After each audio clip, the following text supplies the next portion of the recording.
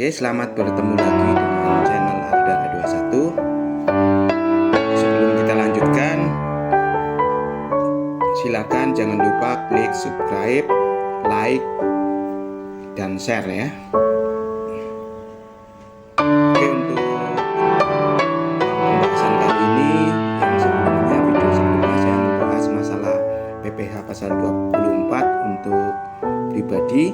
Yang sekarang dilanjutkan dengan PPh pasal 24 untuk penghasilan dari luar negeri dari penggabungan usaha. Oke ya. Di sini saya sajikan teori sedikit ya. Wajib pajak untuk penggabungan usaha PPh pasal 24. Wajib pajak menggabungkan atau menjumlahkan penghasilan yang diterima atau diperoleh di luar negeri dengan penghasilan yang diterima di dalam negeri. Ya, hal ini sesuai dengan tarif pasal 17 ya, ketentuannya. Ketentuannya adalah sebagai berikut. Untuk penghasilan dari usaha dilakukan penggabungan dengan penghasilan dalam tahun pajak diperolehnya penghasilan tersebut. Jadi dalam tahun pajak ya, satu tahun pajak yang sama. Untuk penghasilan lainnya dilakukan penggabungan dengan penghasilan dalam tahun pajak diterimanya penghasilan tersebut.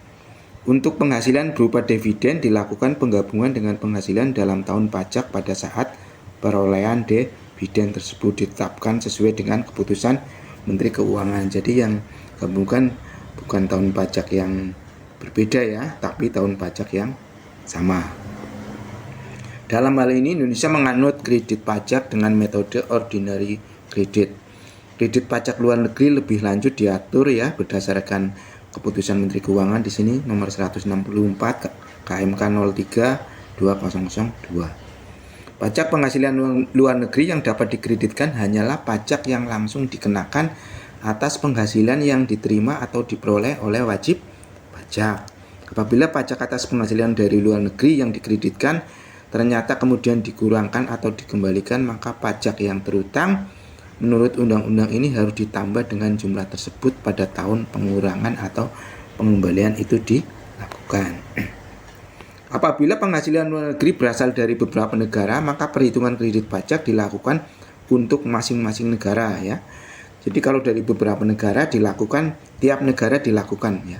Jadi tidak bisa digabung. Kredit pajak dihitung dengan perbandingan antara penghasilan dari luar negeri terhadap penghasilan kena pajak dikalikan dengan pajak yang terutang atas penghasilan kena pajak.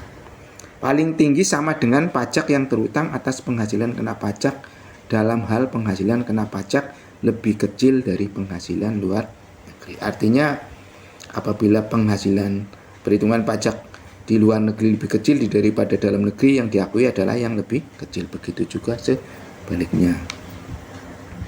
Dalam menghitung pajak penghasilan kena pajak, kerugian yang diderita oleh wajib pajak di luar negeri tidak boleh dikompensasikan dengan penghasilan yang diterima atau diperoleh di Indonesia. Jadi yang rugi tidak dihitung. Contoh, PTB di Jakarta memperoleh penghasilan neto dalam tahun 2021. Misalnya di negara X omsetnya 3 miliar, laba atau PKP penghasilan kena pajaknya 1 juta, sedangkan tarif pajak di luar negerinya 40% atau sudah dipotong 400 juta. Negara Y omset 8 miliar, labanya 3 miliar, pajak yang dipotong 25% atau 750 juta. Negara Z omset 5 miliar, kerugian 2 miliar setengah. Nah, negara Z ini rugi makanya tidak dihitung ya. Dalam negeri, omset 10 miliar, labanya 4 miliar. Nah, perhitungan kredit pajak luar negeri adalah sebagai berikut. Karena ini kejadiannya 2021, untuk tarif PPh Badan sudah mengalami perubahan ya. Untuk tahun tarif pasal 17 ya PPh Badan tahun 2020 dan 2021 tarifnya adalah 22%. Sedangkan di tahun 2022 menjadi 20% karena ini contohnya tahun 2021 maka kita pakai tarif yang lama, yaitu masih 22%. Nah, untuk menghitung pajak badan itu ada ketentuannya, tarif pasal 17. Apabila omset itu peredaran bruto ya, dalam satu periode, dalam satu tahun.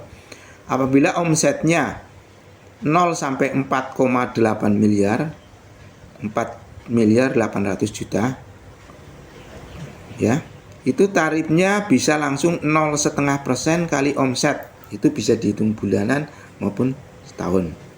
Atau jika melaksanakan pembukuan, itu yang 0,5% jika tidak melaksanakan pembukuan. Atau juga bisa kalau mau menghitung dengan melaksanakan pembukuan itu 50% kali 22% kali penghasilan kena pajak PKP. Jika perusahaan omsetnya 4,8 miliar sampai 50 miliar, ini persennya nggak ada ya. Jadi jika omsetnya 4,8 miliar sampai 50 miliar, ini perusahaan menengah, maka cara menghitungnya adalah ada dua rumus di sini yang digabung ya. Dicari dulu dasar pengenaan pajaknya, yaitu 4,8 miliar dibagi omset ya, 4,8 miliar dibagi omset kali penghasilan kena pajak sama dengan A.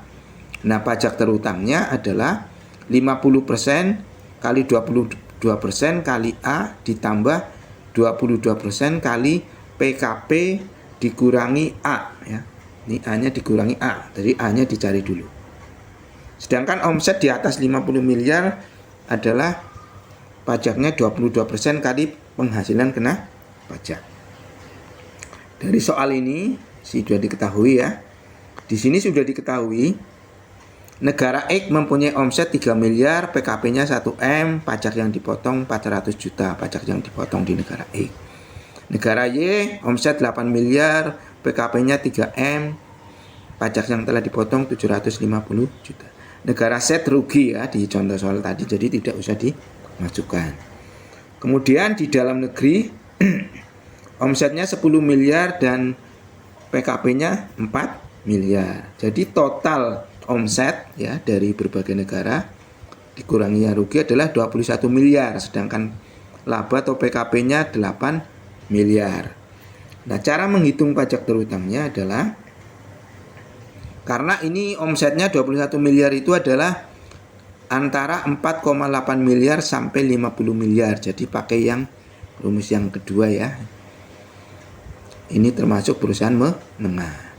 Rumusnya adalah dicari dulu dasarnya ya, 4,8 miliar dibagi 21 miliar ya kali 8 miliar sama dengan 1 miliar 840 juta atau 1,840 M.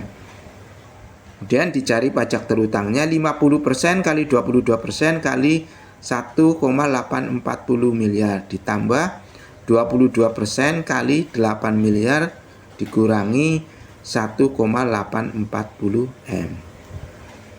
50% kali 22% kali 1,840 M sama dengan 222.400.000. Kemudian 22% kali 8 miliar dikurangi 1,84 M sama dengan 1.355.200.000. Jadi total pajak terutangnya adalah 1.557.600.000 rupiah. Nah, untuk menghitung yang dikreditkan PKP, rumusnya adalah PKP negara bersangkutan ya dibagi total PKP pendapatan kena pajak kali pajak terutang. Di negara X PKP-nya adalah tadi di atas 1 miliar ya. 1 miliar dibagi total PKP 8 miliar kali pajak terutang 1.557.600.000 rupiah sama dengan 194.700.000 rupiah. Kemudian negara Y PKP-nya atau labanya 3 miliar dibagi 8M kali pajak terutang 1.557.600.000 rupiah sama dengan 584.100.000 rupiah. Nah, kemudian hasil ini hasil yang boleh dikreditkan. Sekarang negara X di sini 194.700.000 ya, dibandingkan dengan yang sudah dipotong di sini.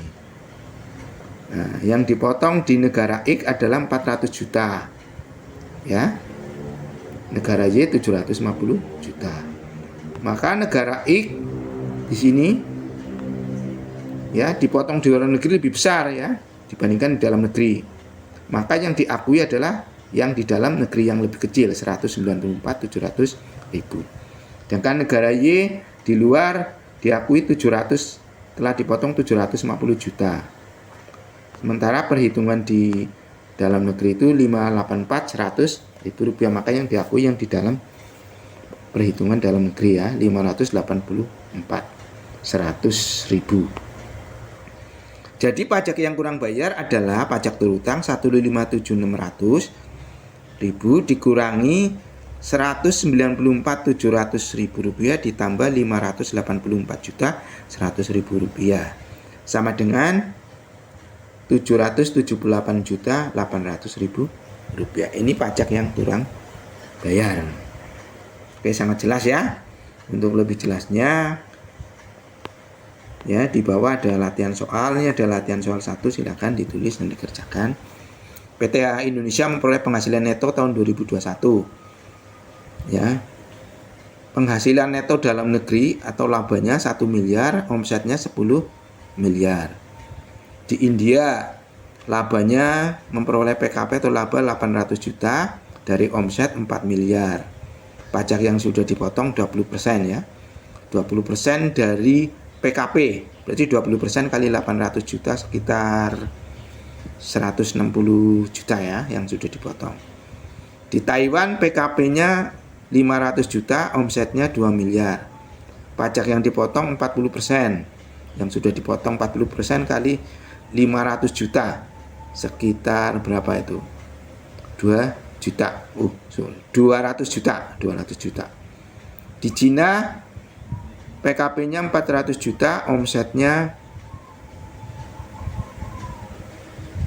ya ini omsetnya nggak ketahuan. Di Cina PKP 400 juta, omsetnya saya anggap 2 miliar ya. Ini di sini nggak ditulis tapi omsetnya 2 miliar di Cina ya. Di Cina PKP 400 juta, omsetnya 2 miliar. Pajaknya 20%. 20% kali 400 juta sekitar 160. 2 kali 4 sekitar 80 juta ya. 80 juta. Jadi di Cina itu omsetnya di sini nggak tertulis tapi 2 miliar. Sebentar, ya 2 miliar. Kemudian di Mesir rugi 200 juta, omset 2 miliar. Di Mesir nanti tidak usah dihitung ya karena rugi. Pertanyaannya hitung PPh yang dapat dikreditkan, terus pajak terutang dan pajak kurang bayar tahun 2021. Berarti ini perusahaannya kalau di total omsetnya adalah 10 miliar tambah 4 miliar 14 miliar, tambah di Taiwan 2 miliar 16 miliar, tambah di Cina 2 miliar 18 miliar ya. Berarti masuk perusahaan golongan menengah. Ya, berarti antara 4,8 miliar sampai 50 miliar. Latihan 2, PT Malas di Indonesia memperoleh penghasilan neto tahun 2021 adalah sebagai berikut. Dalam negeri memperoleh laba 100 juta, omsetnya 1 miliar. Di India PKP-nya 200 juta, omset 2 miliar, pajaknya 20%. Yang sudah dipotong 20% kali 200 juta sekitar 40 juta.